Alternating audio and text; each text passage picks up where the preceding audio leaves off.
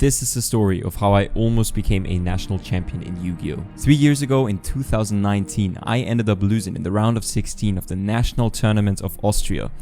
I was inexperienced, wasn't able to keep my head focused. This time, 3 years after the start of the pandemic, after countless hours of online testing, this was my chance to show myself. All the time I have put into the game in the last years actually paid off and made me a better player. Alright, it really isn't that deep, but that's really how it felt in my head before the event. Anyway, the goal was to prove myself I had improved and get that win, or at least perform better than 3 years ago, so reach the top 8 players standing in the tournament. And I actually got there. These were my Nationals 2022. This weekend, the first tournament, Konami sanctioned in real life in about 3 years. Can you believe that? I think it's crazy to me.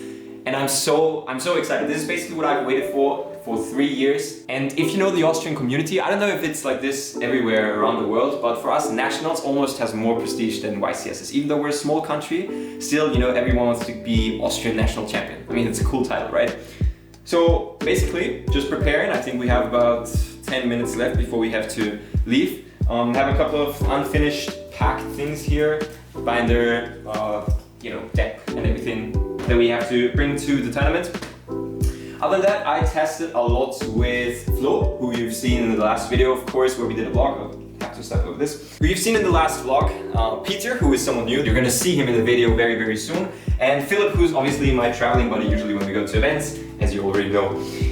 We tested Despia for the event. It's the deck that we're gonna go with. Honestly, the ban list just dropped a couple of days ago and it was a total slap in our face.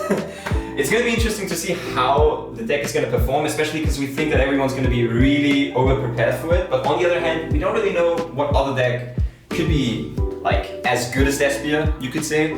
So we tried to find a lot of good siding patterns for the deck. Who knows if it's going to work out. Honestly, we tested a bunch. Like we tested, I think, the last 3 weeks non-stop of testing, discussing, writing in group chats. It was crazy, but it was also a very fun time. And honestly, the time leading up to the event was probably as fun as going to the event. I don't know yet. Gonna see this weekend, but I can't wait. All right, we have a unfinished packed suitcase here that we're gonna have to finish up in the next minutes. But until then, we take the last minutes to chill a bit. Before we hopped off, we got some nice noodles from Vapiano, so delicious. And then we got onto the train with Jonas, who obviously you know from the last vlog. This was his first Konami sanctioned tournament. All very, very cool. We honestly had quite a way in front of us. You would think that Austria could possibly be the smallest country in the world, but Nationals were held in Salzburg, which is like 3 hours from Vienna. So we had some time to kill on the train, but for me it was super important to travel to the location a day early so I wouldn't lose any games because I was tired. The whole decision was quite spontaneous though, and we were super surprised. We got such a beautiful hotel room for only €45 per person. I mean, maybe the shower design was a bit questionable, and we were only there for the night, but if you want to perform well, you definitely gotta get some good sleep in, and this room served that purpose oh so well.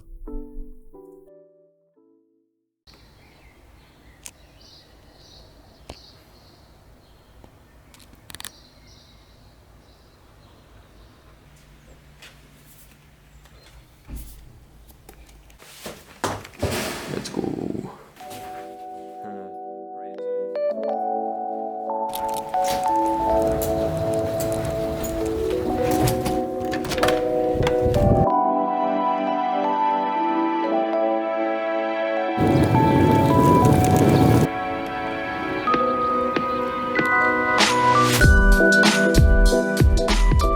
What you see here was the location. It's beautiful, right? It's one of the reasons I love Nationals. Not only that everybody knows everybody and the vibes are always amazing, it's the city, the location, everything around it that makes it such a unique experience. Also, the whole plan about getting a hotel the day early so I would get quality sleep didn't work out at all. It's the first event in 3 years. I was way too nervous and excited to sleep peacefully.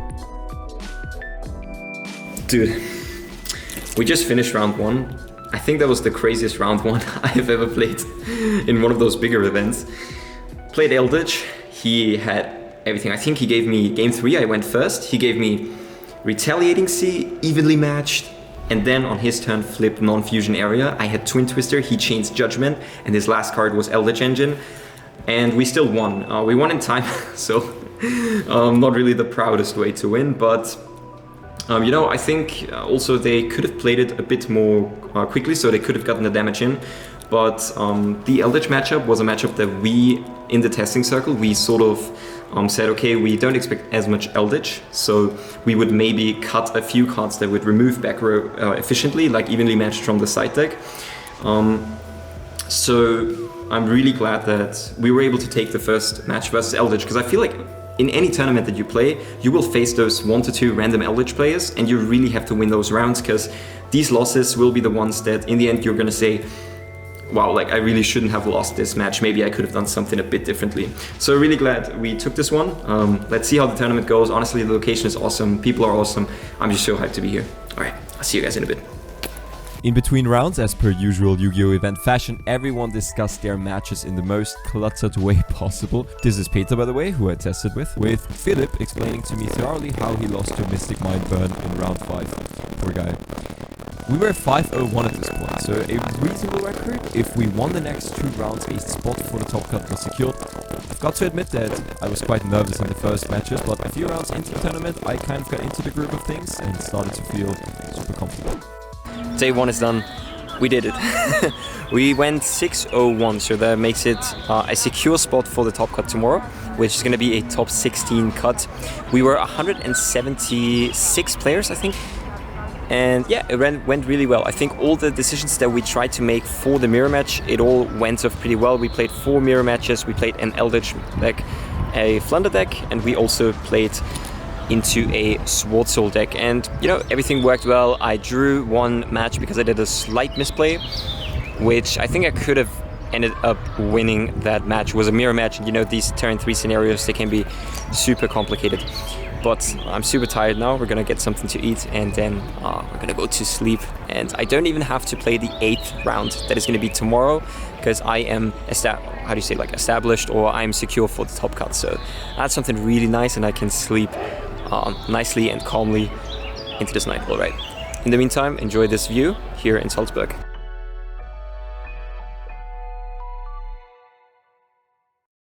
We spent this evening chilling, playtesting for the next day, getting lots of rest, so we would wake up with lots of new energy.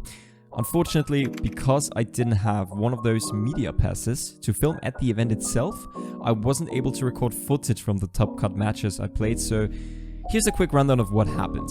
Funnily enough, the top 16 match was the one I faced with the most respect, since this was when I dropped out last time in 2019. I really wanted to make it happen this time, but we were paired versus Eldritch once again, and it was the ugliest grind game, just as in round 1.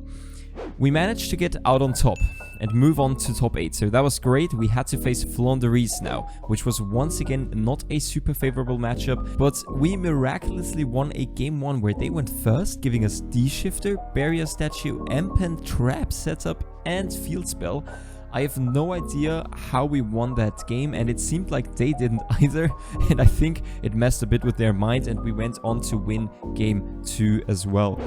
At this point, I was already super happy. I mean, who can complain about a top 4 nationals finish, really?